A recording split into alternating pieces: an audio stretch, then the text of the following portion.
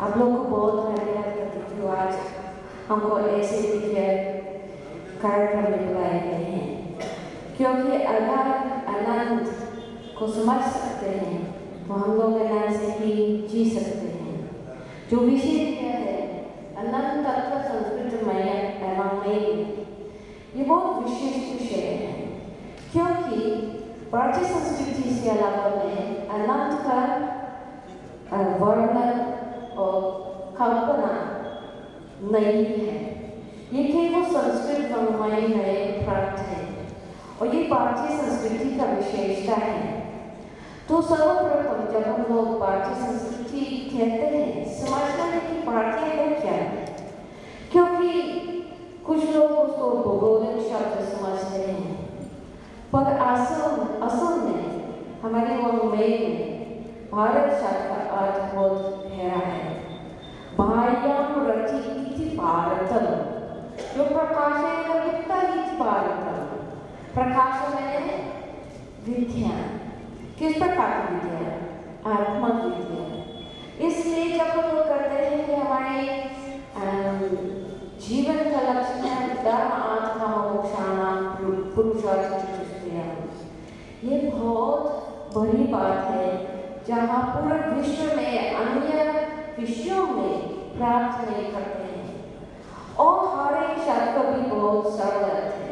भारत का अर्थ बहुत सरल है, मोक्ष अर्थ भी बहुत सरल है। हर चीज अपने वाङ्मय में बहुत सरल है, क्योंकि जब हमारी बुद्धि सद्बुद्धि शांत रहते हैं तो हम अच्छे से ग्रहण कर सकते हैं अर्थ का। क्योंकि मोक्ष माने मोह से मुक्त, इतना सरल की बात है। हमको सीखना है कैसे मोह से मुक्त होना है, और वही हम लोग आनंद पा जाते हैं।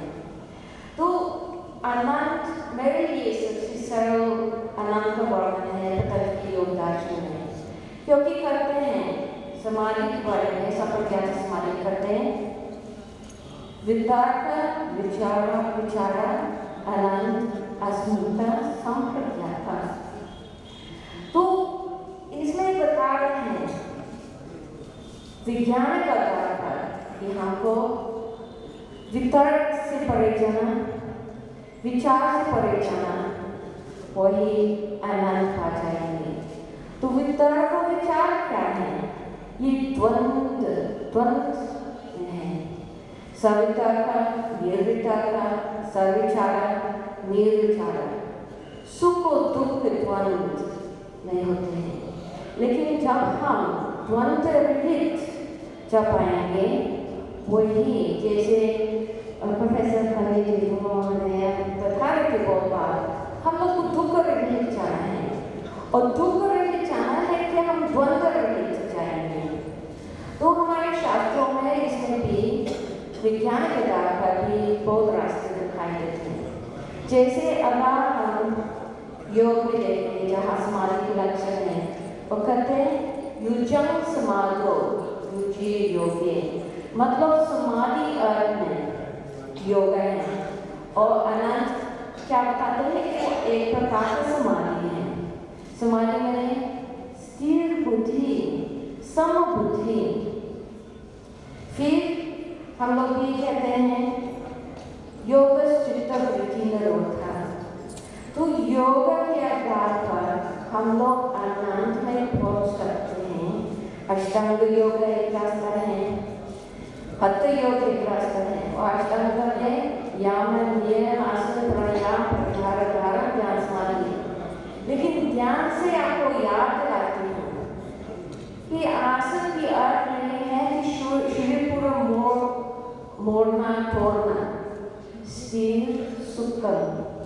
आसनम, जो स्थिर है, जो सुख देते हैं, वही आसन करते हैं। फिर से पढ़े हैं प्राणायाम और प्रत्याहार, फिर धारा ध्यान समाधि क्रम से, लेकिन इसमें बीच जोड़ते हैं गीता से, जहाँ योगी के लक्ष्य देते हैं। द्वितीय अध्याय में 4 श्लोक में भगवान कृष्ण हमको समझाते हैं कि कैसे हम लोग का जीना है, हमारी जीवन पद्धति कैसे है।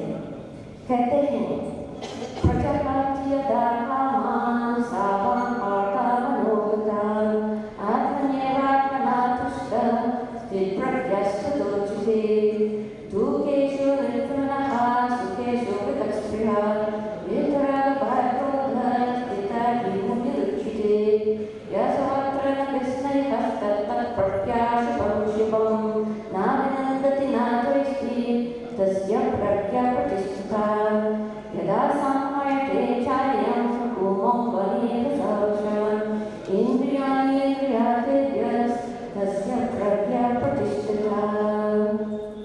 तुम्हें बता रहे थे कि समाधि में आनंद अर्थ है, आनंद एक स्तर है, और गीता बता रहे हैं कि स्थित योगी को स्थित प्रज्ञा है, स्थिर बुद्धि है, समाधि है। तो संक्षिप्त बताते हैं आत्मनिर्भर अपने अंदर स्थिर रहना, अपने साथ आनंद होना, स्थिर होना और शुभ शुभ में बराबर रहना है।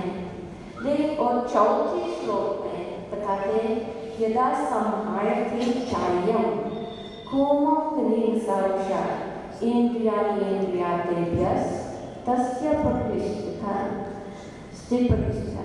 तो इसमें योग से साक्षात जुड़े हैं प्रत्याहार से। आप सीखना है कि अपनी इंद्रियों अंदर रखना और जब जरूरत बाहर रखना। किस लिए मैं बोल रही हूँ? क्योंकि प्रत्याहार होने के बाद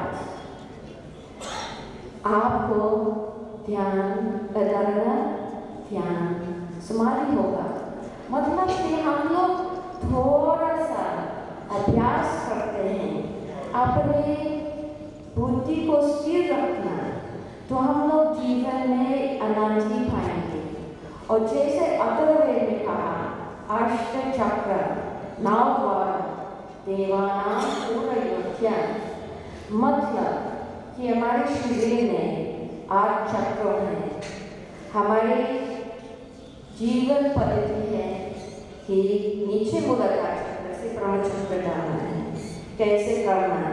नवद्वार, 2 आंख, 2 नाक, 2 कान, मुंह और 2 नीचे रास्ता को बंद करना है। और हमारे पिंड में कौन रहते हैं? देवताओं। और हमारे पिंड का क्या नाम है? अयोध्या। अयोध्या केवल यहाँ से थोड़ा आगे पर नहीं है, यूपी में। अयोध्या में नायोध्या, अयोध्या, जिसमें कोई युद्ध नहीं है, वहाँ अयोध्या है। और ये क्या है? हमारी आत्मा। जब हमारी आत्मा परमात्मा में लीन हो जाते हैं, जब हमारी स्थिर बुद्धि हो जाएगा, हमारी स्थिर प्रज्ञा हो जाएगा, हम आनंद में ही रहेंगे, वहाँ हम ही अयोध्या में रहेंगे। यही हमारे आनंद का पद्धति है, जो बहुत दिव्य से दी गए हैं भारतीय संस्कृति में, संस्कृत वाङ्मय में। और आपको बहुत बहुत धन्यवाद कि इतना शांति से हमारी बात सुने थे, और आपको प्रणाम करती हूँ।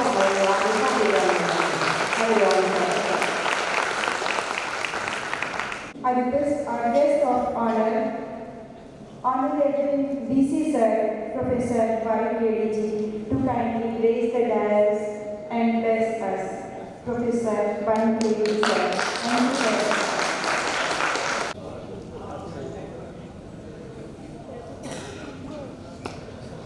भवती यदनुभावात् एतन्मूर्तिमात्मनि जडमतिरपि जन्तुर्जायते परग्निमूले सकल वचन चेतो देवता भारती सा मम वचस निधत्तां सन्निधिं मानसे च।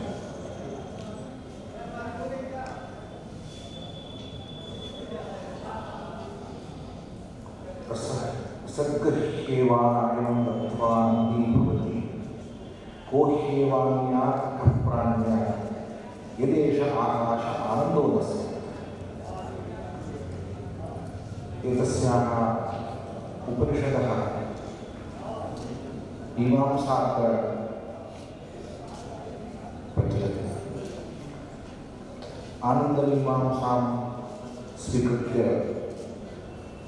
प्रवर्ततेऽस्मिन् ज्ञानसत्रे अस्माकं सारस्वतयः आचार्याः सुरेशचन्द्र पाण्डे महाभागाः अत्र समुपस्थिताः अन्येपि अतिथयः प्राचार्याः अस्य सत्रस्य सञ्चालकाः श्रीमन्तः आचार्याः सुरेन्द्रपालसिंहमहाभागाः अन्ये च सभायां विराजमानाः विद्वद्वरेण्याः।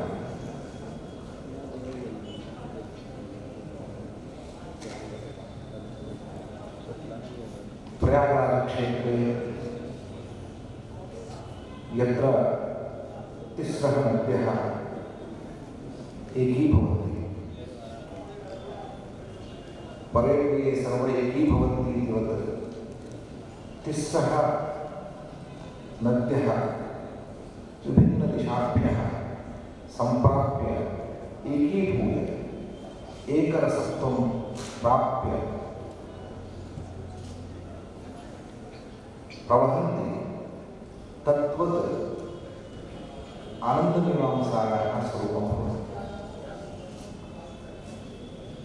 केवल आनन्दमीमांसा कथम् आनन्दः विचारणीयः मीमांसाविषयः भवति इति अस्माकं मनसि छात्राणां मनसि नानाविचाराः सम्भवन्ति। तद्विषये दिनद्वयव्यापिनी इयं संगोष्ठी प्रवर्तते। किञ्चिदिव लोकभाषामाश्रित्य अहं विवक्षामि। जब आनंद मीमांसा के बारे में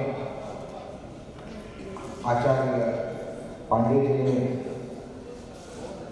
एक बहुत संक्षिप्त और गंभीर सूत्र रूप व्याख्यान यहाँ प्रस्तुत किया है। आपका विवेचन इतना स्पष्ट रहा और इतना गंभीर रहा, वो शायद 2 दिन के लिए विचारणीय जो सामग्री है वो आपका व्याख्यान में था।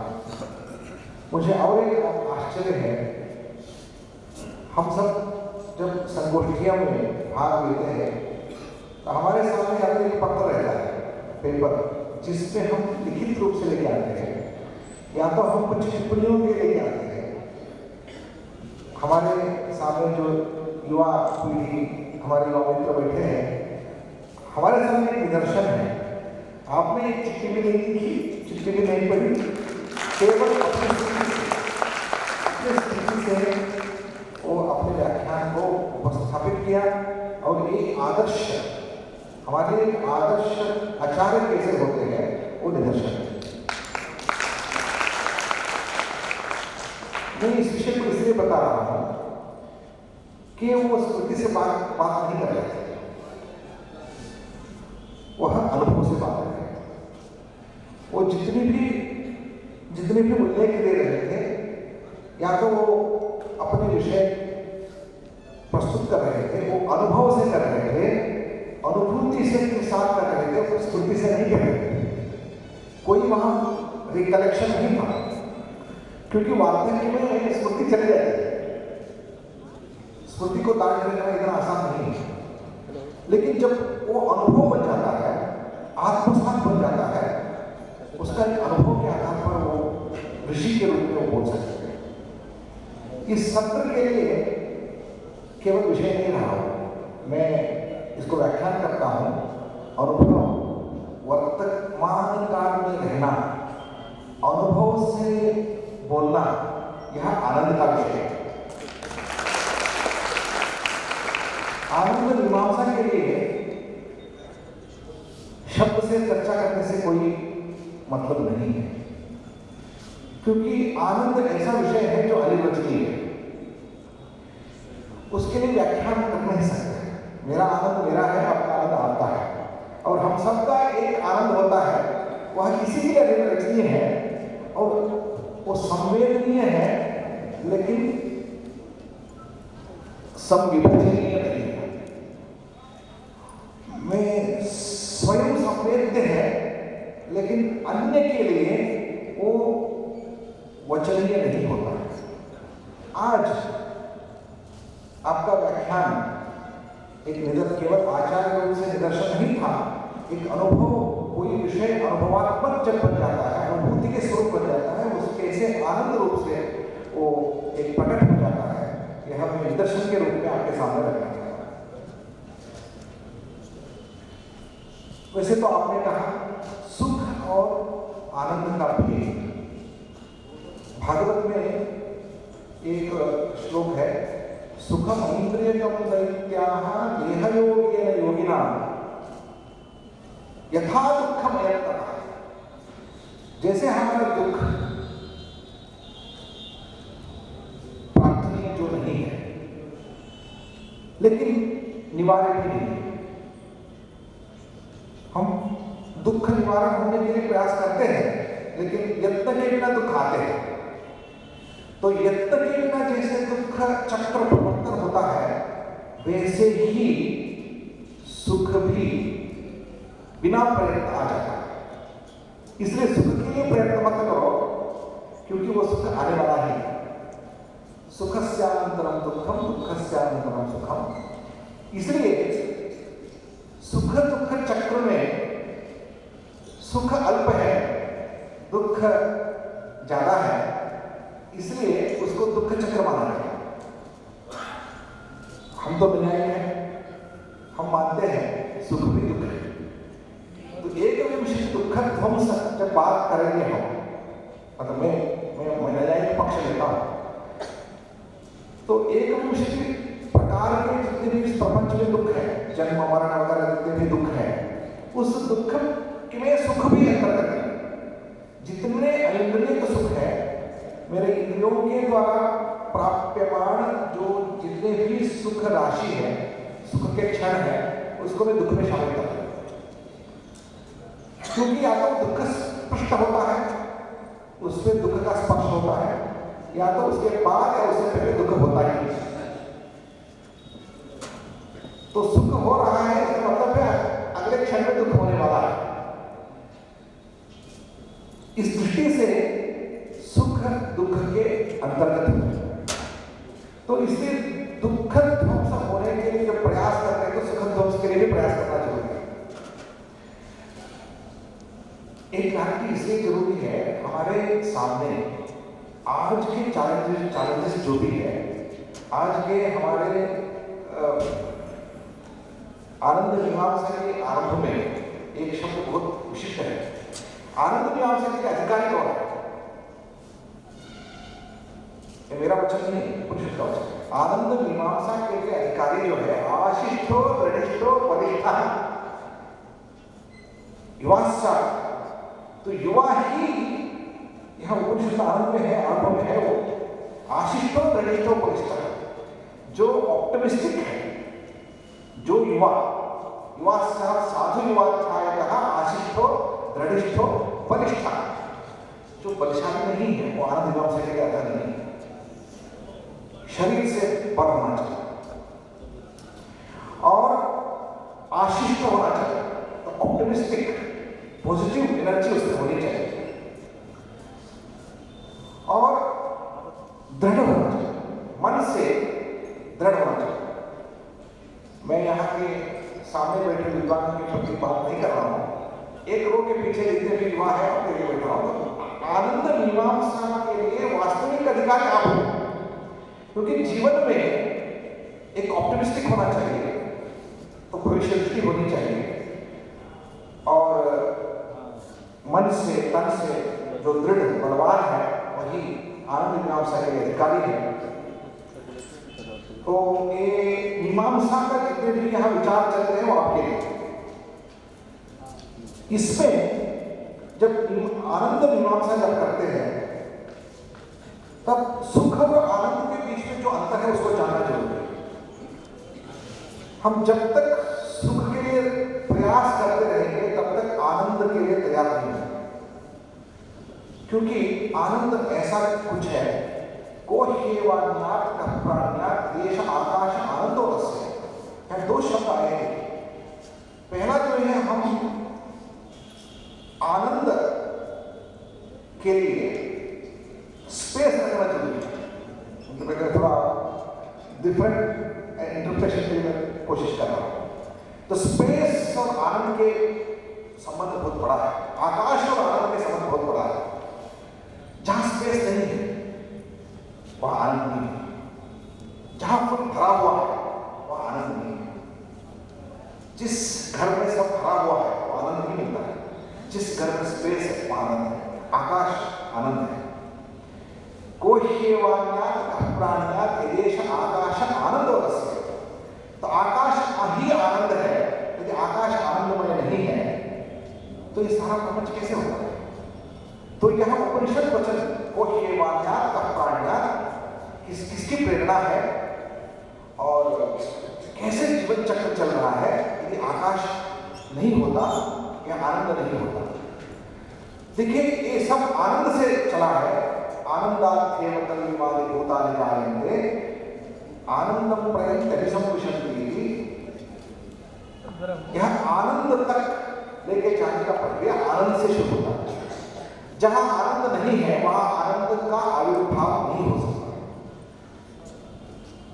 तो आनंद मीमांसा में आकाश से शुरू होता है और आनंद में अंत होता है, और आकाश आनंद ही है और कुछ नहीं।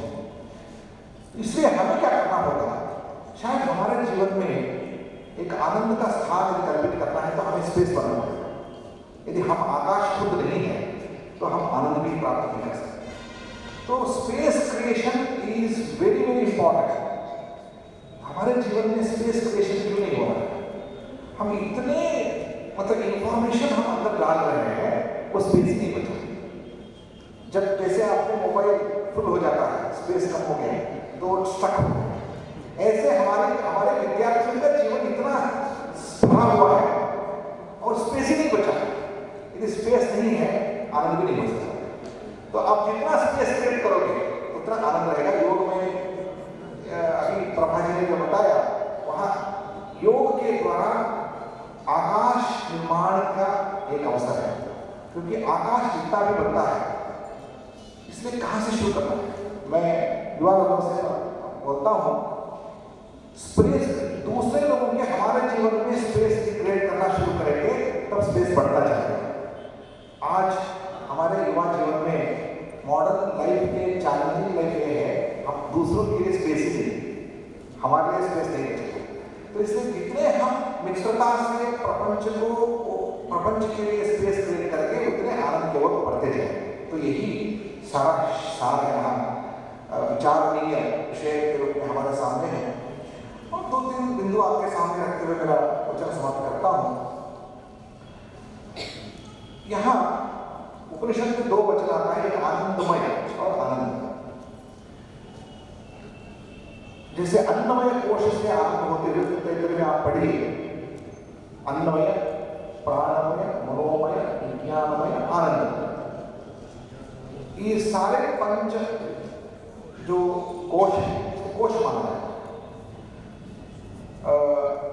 अन्न एक कोश है, शरीर यानी अन्न से जो बनता है वो अन्न है, और उसके बाद उसके अंदर नहीं है। ये जो लोग कल्पना देते हैं वो अंदर है, अंदर नहीं है। एक्चुअली क्या है, वो पूरे शरीर में जैसे अग्नि गोलक में जैसे हमारे लाइट में जो प्रकाश है, बल्ब है, पूर्ण प्रकाशमय है। उस उसमें आप अलग अलग नहीं कर सकते। ऐसे अन्नमय, प्राणमय, मनोमय, विज्ञानमय, आनंदमय कोशों को अलग अलग नहीं कर सकते। अलग कर दिया तो कुछ नहीं बचेगा। ये सारे एक, जैसे अयोगोलक में एक अयस में आयरन में जैसे अग्नि का प्रवेश होने के बाद वो स्वयं अग्नि बन जाता है, कोला में अग्नि प्रवेश होने के बाद पूरा अग्नि ही बचता है, वैसे वो एक रस हो गए। इसलिए इसका बोलते हैं तादात्म्य बोलते हैं, तादात्म्य हो चुका है, इसको अलग अलग नहीं माना। तो अन्नमय से आनंदमय तक यात्रा हमें जो करनी है वो सूक्ष्म होता है। जैसे हम अन्न में स्थूल है और अंदर जाएंगे तो थोड़ा सूक्ष्म प्राणमय है, थोड़ा सूक्ष्म शरीर है, वो मनोमय है, विज्ञानमय और आनंद। आनंदमय शब्द जो बोला गया वो आनंद नहीं है, वो आनंदमय है। इसका मतलब आनंद प्रचुर है। तो कोश तक जब पहुंच जाएंगे तो शायद हमारे जीवन में योग साधना के द्वारा पहुंचेंगे, वो आनंद के लिए नहीं पहुंचेंगे, वहां आनंदमय तक पहुंचेंगे।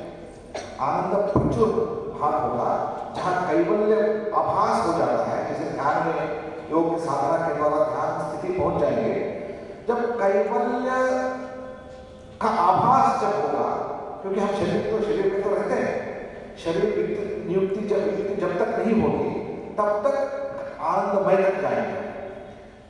लेकिन जब वो आनंदमय से ही ऊपर चले जाएंगे तब आनंद प्राप्त होगा।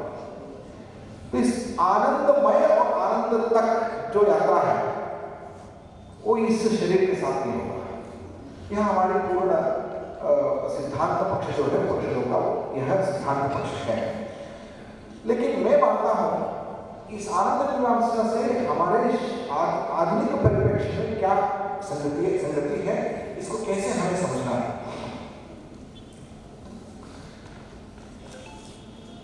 अभी हम सब शिक्षक हैं, छात्र हैं। हमारे अभी राष्ट्रीय शिक्षा नीति के इस संदर्भ में हम कैसे एक लर्निंग को एक्सपीरियंशियल लर्निंग बनाना है, इसको एक जॉयफुल एक्टिविटी कैसे बनाना है, इस पर विचार करें। शायद इस औपनिषदिक आनंद मीमांसा को जब तक हम हमारे शिक्षा क्रम से नहीं जोड़ेंगे तब तक हम इसका लाभ नहीं ले पाएंगे। तो इसलिए मैं आपके सामने 2-3 बिंदु रखना चाहता हूं जो इस प्रोसेस में शिक्षा क्रम में आनंद मीमांसा को कैसे लेके आना है। एक बार हमारे कुलपतियों का सम्मेलन में विचार हो रहा था, और कॉलेजों में और यूनिवर्सिटीज में बहुत दिक्कत का विषय क्या है आपको पता है? वाइस चांसलर और टीचर्स सब मिलकर एक विषय डिस्कस करें, बहुत बड़ा प्रॉब्लम है। क्या प्रॉब्लम है? कक्षा में छात्रों को कैसे लेकर, बहुत बड़ी समस्या है, सबके लिए समस्या है। और कक्षा में आने के बाद उनको कैसे हमें सिखाना, ये समस्या है। तो ये ग्लोबल समस्या हो चुकी है, क्योंकि जब तक कक्षा में जो मिल रहा है वो बाहर जब मिलेगा तो यहाँ कक्षा में क्यों आएगा? तो कक्षा में आने के बाद जो उनको चाहिए वो नहीं मिलेगा, यहाँ क्यों रहेगा? तो इस विषय में कहीं ना कहीं हमने देखा है कि यहाँ आनंद का एक वातावरण नहीं बना। हमारी कक्षा में आनंद का वातावरण नहीं है, क्योंकि हम इंफॉर्मेशन फीड कर रहे हैं, उसमें कोई आनंद नहीं। तो कक्षा को एक आनंदमय बनाने के लिए और उसको एक्सपीरियंशियल अनुभवात्मक बनाने के लिए क्या करना है, उसमें हमारे जितने भी आज की परिस्थिति है, या तो हम स्मृति से जुड़ा पास्ट हिस्ट्री है सर। मुझे किसी ने बताया आपके संस्कृत कक्षा है सारी हिस्ट्री, क्योंकि आप हिस्ट्री डिपार्टमेंट में शामिल हो जाओ, क्योंकि आप हिस्ट्री पढ़ाते हैं, नया कुछ नहीं पढ़ाते। तो नया क्या होता है? नया वो होता है जो अनुभवात्मक होता है, वर्तमान कालिक होता है। तो हमारी समस्या ये है कि जब वर्तमान में कक्षा को रखना, उसके लिए अनुभवात्मक बनाना, यह इसके लिए हमें कंटेंट देना है। तो जॉयफुल कब होता है? तब वर्तमान करना है। क्योंकि मुझे जितना याद है भविष्य में जो भी रहता है वो सुखी नहीं रहता, जो वर्तमान में रहता है वही सुखी होता है। या तो हम भूत में रहते हैं या तो कल के लिए सोचते रहते हैं, दोनों कल है। कल के लिए सोच रहे हैं या तो कल से कुछ विचार है वही सोच रहे हैं, लेकिन दोनों कल को निकाल दिया, तब काल से हम काल में रहेंगे, कल में नहीं रहेंगे, काल में रहेंगे। काल है वर्तमान में, जब वर्तमान काल में अनुभवात्मक होगा तभी आनंद है, क्योंकि आनंद केवल वर्तमान में है। इसको करने के लिए हमें क्या करना होगा, यह विचार बहुत महत्वपूर्ण है। तो इससे 3 हमारे सामने हैं। आनंद के लक्षण में 3 लक्षण आते हैं। नंबर 1, आनंद मुक्ति में है, तो लिबरेशन में है, फ्रीडम में है, स्वच्छता में नहीं है। हमारे सारे स्टूडेंट्स ये सोच रहे हैं कि आनंद बाहर है, स्वच्छंद में, तो उनको मुक्ति में आनंद नहीं मिल रहा है। तो आप मुक्ति एक कक्षा में मिलती है तो आनंद के साथ आ जाए। कक्षा से मुक्ति नहीं, कक्षा में मुक्ति होनी चाहिए। वो मुक्ति कैसे करना है? देखिए, अज्ञान से जब मुक्ति मिलेगा तो आनंद होता है। सिर्फ पहला प्रयास हमारा ये होना चाहिए, हर क्षण में अज्ञान से जब मुक्ति मिल रहा है तो आनंद होता ही है। तो अज्ञान से मुक्ति प्राप्त करने के लिए हर क्षण में हमारी कक्षा में अज्ञान से मुक्ति जैसे प्राप्त होता है वैसे हमारा प्रयास होता है। उसके लिए एक ही उपाय है, हमारे उपनिषदों में बताया गया है, वाद, डायलॉग। यदि कक्षा संवादात्मक नहीं होता है, अज्ञान नाश नहीं होता। अज्ञान नाश के लिए एक ही उपाय है, हमारी कक्षा वादात्मक होनी चाहिए, संवादात्मक होनी चाहिए। उनके प्रश्नों को उत्तर उनके अंदर ही है, इससे बाहर लाने के लिए प्रयास होना चाहिए। अज्ञान निवृत्ति जब होगी, अज्ञान से मुक्ति जैसे जैसे मिलेगी वो आनंद रूप होता है। इसलिए वह उसके लिए हमारा प्रयास कक्षा का जो क्रम है उसको बदलना चाहिए, तब शायद वो संवादात्मक अज्ञान मुक्ति से कक्षा का स्वरूप बदल जाए। दूसरा है, आचार्य जी ने बताया सहानुभूति। जब तक भाव रसपूर्ण नहीं, रस के रूप में परिवर्तित नहीं होता है, तब तक आनंद नहीं होता है। इसलिए जहां भी देखिए, भाव तो हमारे मन में इतने पूर्ण है, सब भाव पूर्ण है, लेकिन जब उदारता से उत्कृष्ट स्थिति तक तब पहुंच जाता है तब प्रसन्नता होती है। बेंगलुरु में हमारी कक्षा, जब बेंगलुरु यूनिवर्सिटी में जाता है तो एक कक्षा में एक बहुत बड़े प्रोफेसर थे, उनकी कक्षा में सभी आके बैठते थे, क्योंकि वो जब कक्षा शुरू हो जाती है तो वो उस विषय में नहीं है, उनके कक्षा में सब लोग आ जाते हैं, क्योंकि इतनी रसानुभूति होती थी सबको। उस क्षण में सब अपने पूर्ण प्रपंच को भूल जाते थे, उसी में रहते थे। लर्निंग मुझे आज भी याद है, मैं जिस क्षण में साइकिलिंग सीखा, सबको याद है, और उस सीखने के क्षण के बाद कभी किसी ने भूला नहीं, वो भी याद है। लेकिन मैथमेटिक्स हम भूल गए। मैथमेटिक्स इसलिए बोल गए, वो इंफॉर्मेशन था। गांधी जी का जन्मतिथि भूल गए, इसकी इंफॉर्मेशन था, लेकिन साइकिल नहीं भूले हैं क्योंकि वो रसानुभूति थी। तो इसको कैसे कक्षा में रसानुभूति की ओर लेके जाना है, मुझे सोचना है। तो ये दूसरे उदाहरण जो है वो रसानुभूति की ओर कक्षा को लेके जाना है। तीसरा है मुक्ति का लक्षण, आनंद का लक्षण है लय। 3 लक्षण है आनंद, मुक्ति और रसानुभूति और लय। जैसे संगीत में लय हो जाता है तो सारे प्रपंच भूल जाता है। लय होना इसका मतलब है यदि विषय विभक्त होता है, जैसे मैं गाना गा रहा हूँ, कोई बजा रहा है, उसका कोई संबंध नहीं रहा, तब वहां से लोग भाग जाए।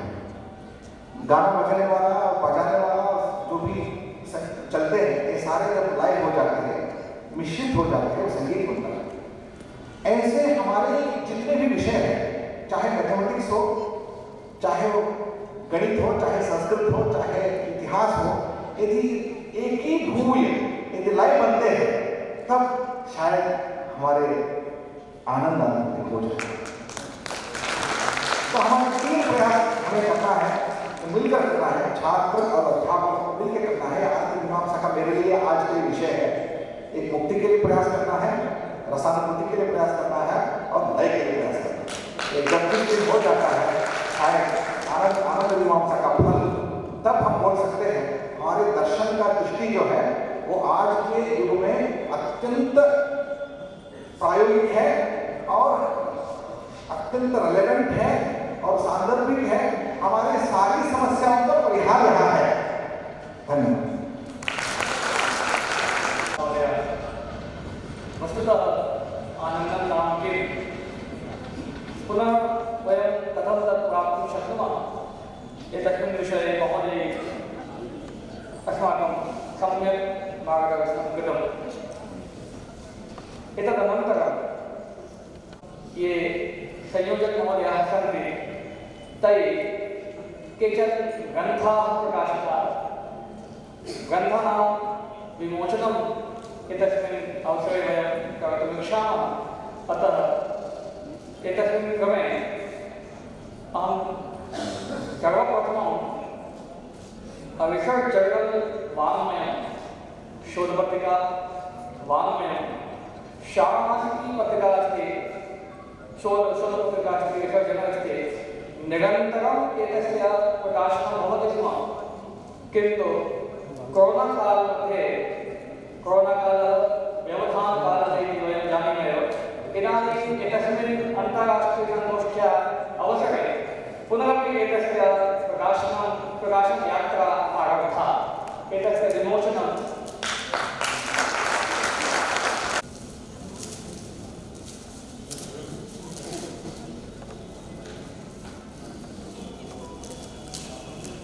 एकं निवेदनं प्रोफेसर आनन्दकुमार श्रीवास्तव महोदयाः एतस्य शोधपत्रिकायाः सम्पादकाः इदानीमेव अत्र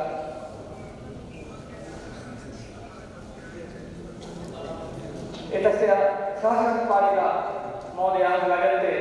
प्रोफेसर कोमिला श्रीवास्तव महोदयाः कृपया निवेदनम् अधिमञ्चं भूत्वा एतस्मिन् भागं करोतु।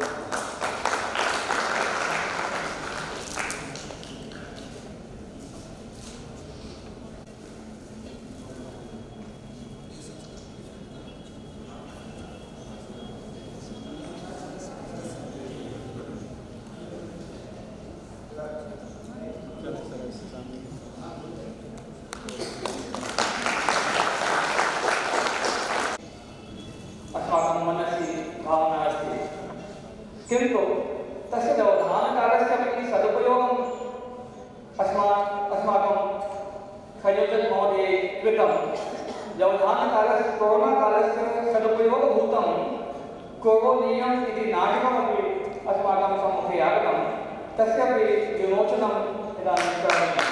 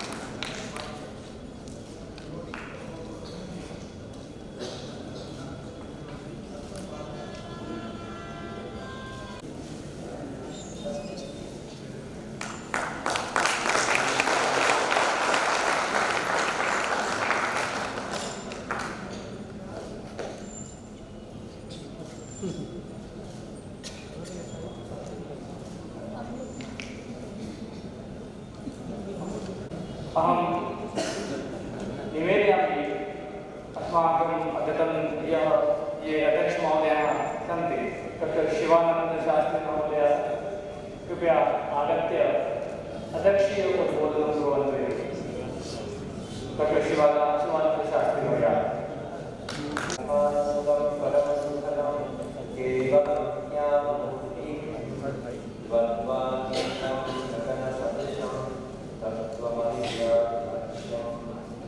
एकं नित्यं विमलमस्करं सर्वसाक्षिभूतं भावातीतं त्रिगुणरहितं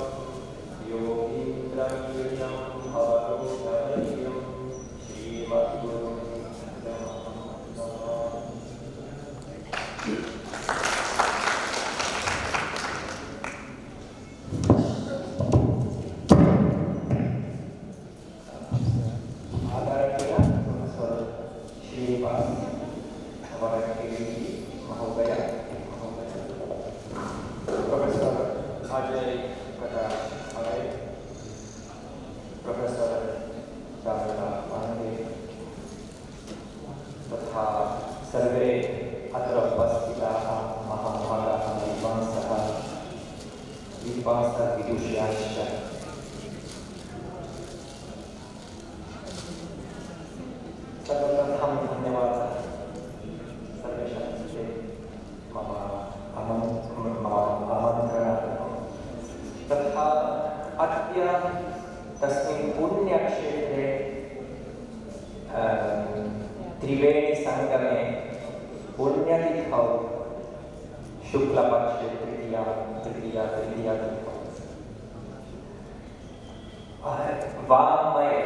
वाङ्मये आनन्दतत्त्वविषये या संगोष्ठी भवति तस्मिन् विषये अहं किञ्चित् वदिष्यामि।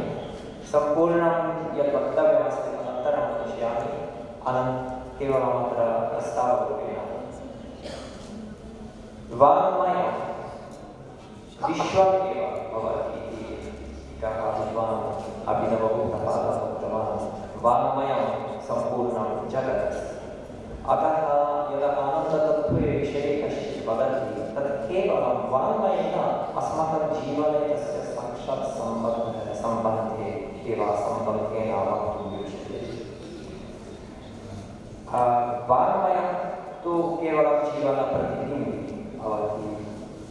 तथा प्रथमं वेदे यत् आनन्दतत्त्वं भवति,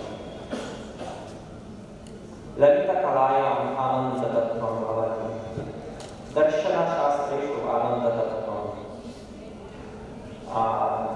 साहित्य यथा काव्य गद्य आदि साहित्ये आनन्दतत्त्वं भवति। तथा ज्ञानमीमांसायां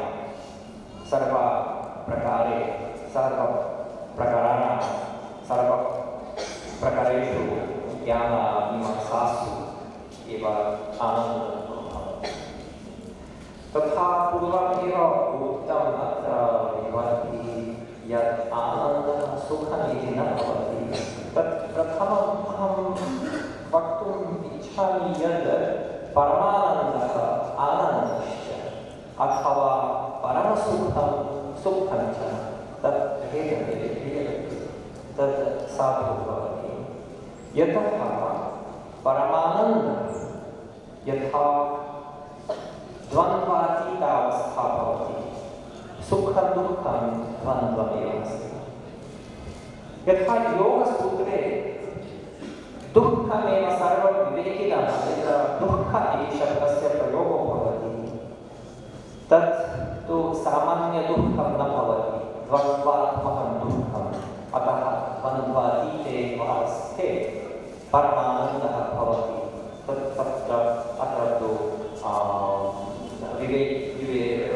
विवेच्य एव तदेव भेदः तदेव सर्वं विवेचनीयम्। तथा अच्छा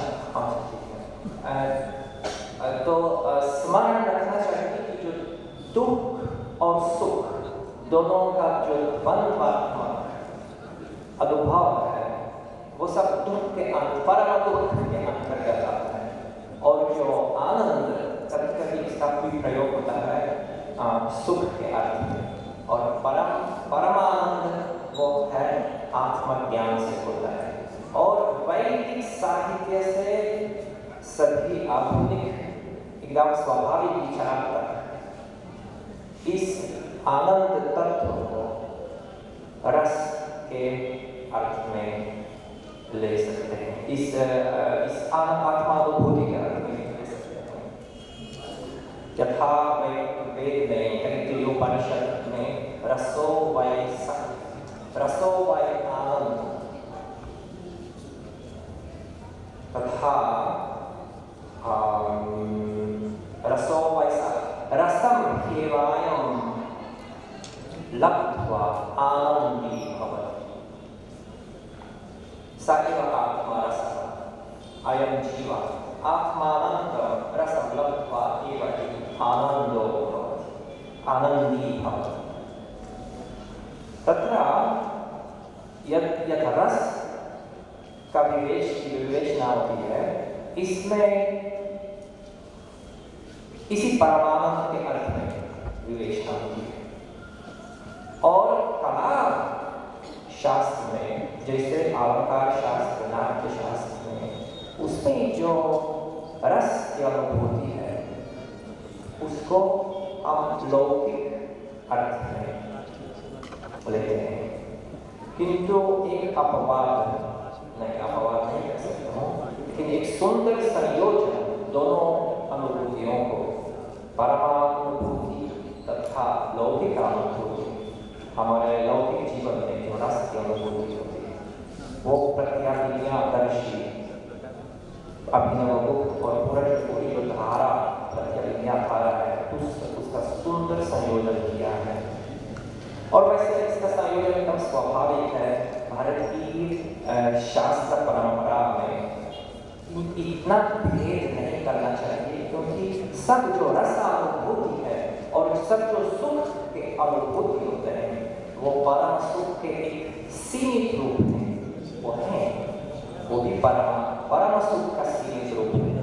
इसलिए जो कला शास्त्र है और जो कलाएं हैं, ललित कलाएं हैं, वास्तव में उनका ये उद्देश्य है कि परम रस के अनुभव करना, ये इसका ये उद्देश्य है।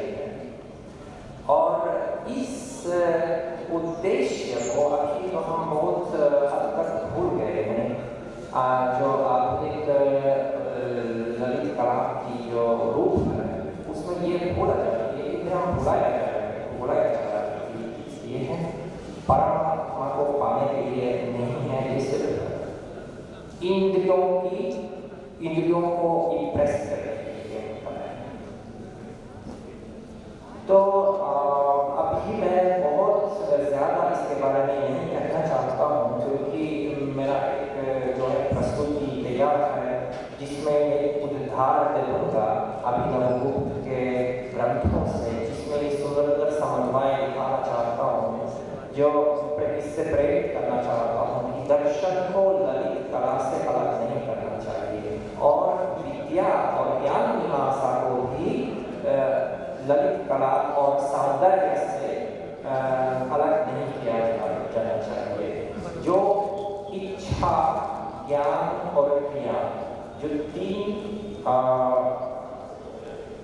हमारे जो तीन परमात्मा की शक्तियाँ हैं, और जो तीन मुख्य जीवन के की अभिव्यक्तियाँ हैं हमारे अंदर, जीवन की जो हमारे जिसमें की जो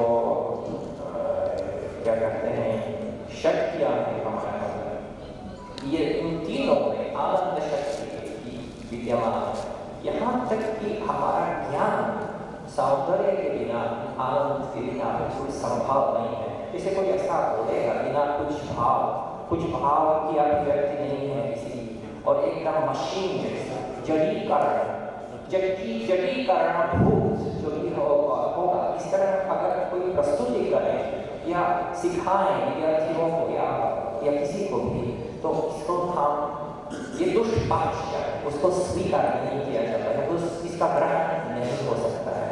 हमेशा जो भी हम ग्रहण करते हैं, इससे जब सौंदर्य तत्व विराजमान है इसमें, और जिसमें हमारे आनंद की एक स्फूर्ति होती है। अभिनवगुप्त ने ये भी कहा कि दुख में भी आनंद होता है, सिर्फ सुख में नहीं है, हर जगह आनंद है, क्योंकि हर अनुभूति का ही मूल तत्व है आनंद। हर अनुभूति, चाहे सुख चाहे दुख, क्योंकि ये स्वरूप है, ये हमारे जीवन का स्वरूप है। ये कह सकते हैं कि आनंद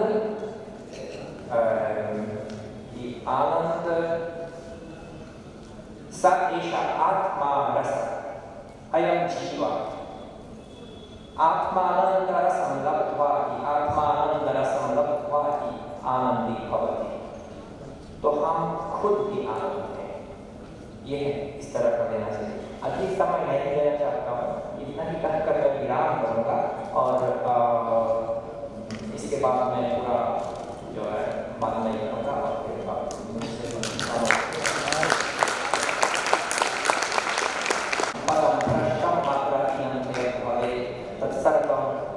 क्षम्यता देव प्रसीद परमेश्वर। Doctor Sureshpal Singh sir. काफी समय व्यतीत हो गया है, इसलिए पाणिनीय शैली में हम धन्यवाद ज्ञापन करेंगे। भोजन का भी समय अपने मुख्य अतिथि महोदय जो अति व्यस्त समय में से हम लोगों को समय उन्होंने दिया है, हमारे संक्षिप्त निवेदन को आपने स्वीकार किया है, हम प्रण के भाव में उनके प्रति अपना कृतज्ञता ज्ञापित करते हैं। हमारे गुरुवर्य प्रोफेसर पांडे जी इस अवस्था में आए, हमारे वात्सल प्रेम के कारण उनका ये वात्सल प्रेम हम लोगों के प्रति नहीं नकार सके। हम सबको चलने में दिक्कत होती है, बैठे रहने में भी दिक्कत होती है, क्योंकि आराम करने का समय होता है, फिर भी आए और संक्षेप में जिस तरह से उन्होंने गुत्थियाँ सुलझाई हम लोग उसका प्रकाशन भी करेंगे। हम उनके आभारी हैं विभाग की ओर से, महाविद्यालय की ओर से, आप सबकी ओर से। हमारे बीच वैदेशिक विद्वान डॉक्टर शिवानंद जी इतनी दूर से आए हुए हैं, हम उनके भी आभारी हैं। तमाम कष्टों को सहते हुए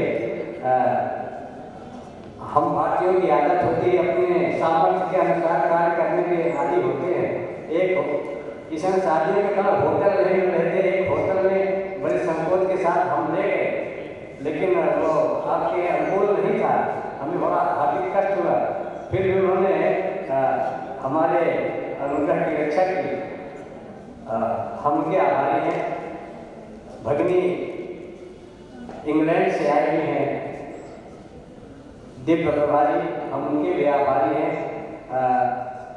भारत देश में कई नगरों से होते हुए आई हैं और हमारे निमंत्रण को स्वीकार किया है, हम उनके आभारी हैं। विभाग की ओर से, महाविद्यालय की ओर से हमारे सामने तमाम गणमान्य विद्वान बैठे हैं। नाम लेने में पौवा परे दोस्त हो जाता है, इससे समष्टि भावे सबके प्रति विनीत भाव से हम आभार ज्ञापित करते हैं। आप सब लोग अपने अपने कार्यों को छोड़कर हमारे बीच आए, फिर भी कुछ नाम लेने को मन ललक भी रहा है। प्रोफेसर हर्षवर्धन द्विवेदी जी जबलपुर से आए हुए हैं। प्रोफेसर हमारे गिरी जी तो घर के ही हैं, प्रोफेसर गिरी जी भी आए हैं। प्रोफेसर विजय शंकर शास्त्री जी, चिरंजीव शर्मा जी, प्रोफेसर रामदेव पांडे जी, प्रोफेसर उमाकांत यादव जी, नालंदा से प्रोफेसर विजय कर्ण जी, professor Urmila Srivastava ji, professor Lalit Kumar Tripathi ji, professor Manoj Kumar Mishra ji, doctor हमारे तो कॉलेज के हैं, फिर भी आपने समय दिया। प्रोफेसर कनक गुप्ता जी, प्रोफेसर विजय कुमार जी, प्रोफेसर राम शशांक चंद्र जी, काशी विद्यापीठ से प्रोफेसर दागपति तिवारी जी आए हुए हैं। हम आप सबके प्रति ओपन यूनिवर्सिटी से प्रोफेसर विनोद गुप्ता जी, प्रोफेसर सुनीता जायसवाल जी, अन्य तमाम प्रोफेसर जूही शुक्ला जी आजमगढ़ से आए हुए हैं। हम सब के आभार व्यक्त करते हैं। हमारे विद्यार्थी यहाँ और सुरक्षा पत्र पढ़ने के लोग आए हुए हैं दूर प्रदेशों से, हम सब के प्रति आभार व्यक्त करते हैं और सबको निवेदन करते हैं कि हमारा जो भी रूखा सूखा भोजन है उसका स्वीकार करें, उच्छेद पाठ करके हमारे परिसर को पवित्र करेंगे। हम सबको भोजन का आमंत्रित करें और अंत में अपने महाविद्यालय प्राध्यापकों को, हमारे इलाहाबाद विश्वविद्यालय के संघटक महाविद्यालय के अन्य प्राध्यापकों को और अपने महाविद्यालय के कर्मचारियों के प्रति आभार व्यक्त करते हैं, जिनके सहयोग से ये कार्य सफल हुआ है और आगे चल रहा है। हम पुनः आपसे कर्तव्य प्रार्थना करते हैं, हम लोग प्रसाद भोजन प्राप्त करेंगे तो हम लोगों के सौभाग्य का क्षण होगा। बहुत बहुत धन्यवाद। बहुत बहुत धन्यवाद सर। धन्यवाद ज्ञापन के बाद कुछ भी कहना शेष नहीं, किंतु ये द्विदिवसीय अंतर्राष्ट्रीय संगोष्ठी में जो आनंद तत्व है, तो यह आनंद यात्रा आरंभ हो चुकी है। आज भी रात्रि पर्यंत चलेगी, उस विषय में सूचना यद्यपि पूर्व ज्ञात है, तथापि शाम को सांस्कृतिक संध्या का आयोजन है तथा मंच सज्जा देख भी रहे हैं कुछ। सबसे पहले एक कवि समवाय होगा उस सांस्कृतिक संध्या के पूर्व। महान विद्वान हमारे मध्य उपस्थित हैं, अनेक महाकवि, उनका सानिध्य हमको प्राप्त होगा, संस्कृत काव्य हमको सुनने को प्राप्त होगा, हमारा सौभाग्य है, हम लोग उसका आनंद लेंगे। उसके पश्चात सांस्कृतिक संध्या में विद्वान प्रतिभागी जो आए हुए हैं, उन्हीं प्रतिभागियों के मध्य से जी 5:30 पर एक नृत्य रसानुभूति है, नृत्य रसानुभूति शिव शक्ति, जो मुंबई महाराष्ट्र से आए हुए सुनील जी, मैडम रुजुता जी जो पुणे से आई हैं, मैडम वेदांगी जी जो गांधीनगर गुजरात से आई हैं, आप लोगों का हृदय से धन्यवाद कि आप अपने शोध पत्र की प्रस्तुति के साथ ही साथ हमारे सांस्कृतिक संध्या में भी अपने शिव शक्ति की प्रस्तुति देंगे 5:30 पर। उसके बाद 6 बजे से महाकवि भास्कर नाटक प्रतिमा नाटकों का मंचन होगा, और यह बताते हुए यह वस्तुतः हर्ष का विषय है कि हम इसमें जितने भी प्रतिभागी हैं वो हमारे विभागीय प्राध्यापक, हमारे शोधक छात्र और छात्रों ने भूमिका निभाई है। इस रसानुभूति का, नाट्य रसानुभूति का हम लोग 6 बजे लेंगे। अभी उद्घाटन समारोह के बाद जितने प्रतिभागी हैं उनके लिए, जिनका पंजीकरण पूर्वतः हो चुका है, उनके लिए किट वितरण का आयोजन ये इस सभागृह के बगल में ही समाजशास्त्र विभाग है, उसके बरामदे में है, और पंजीकरण और किट वितरण वहाँ चल रहा है। साथ ही साथ महाविद्यालय के वाणिज्य संकाय में भोजन भी अनुक्षण के पश्चात भोजन व्यवस्था है। आपको बिना अनुरोध है, आप भोजन का आनंद लेके ही यहाँ से जाएंगे। और उसके पश्चात भोजनोपरांत पर 4 कक्षों में सतत संचालन होगा, अलग अलग साथ ही साथ चलेगा, अलग अलग 4 कक्षों में। उसकी विस्तृत सूचना भी वही पंजीकरण स्थल में और अन्य स्थलों पर आपको मिलेगी। आप स्वीकार कीजिए सूची अपने अपने सत्र के अनुसार प्रतिपादित विभाग में। समीचीनम् इदानीं वयं समापयामः। ततः पूर्वं वयं स्वस्थाने एव अपने अपने स्थान पे राष्ट्रगान के लिए कृपया करें।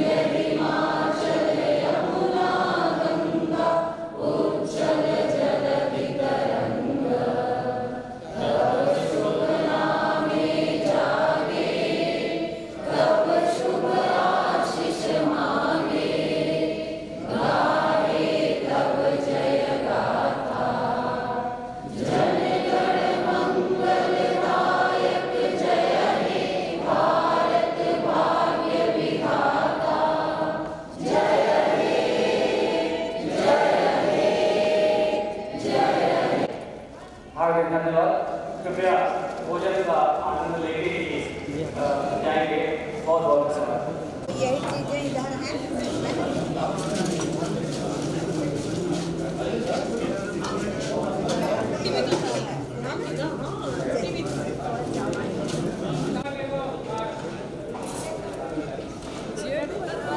तुम क्या करना चाह रहे हो?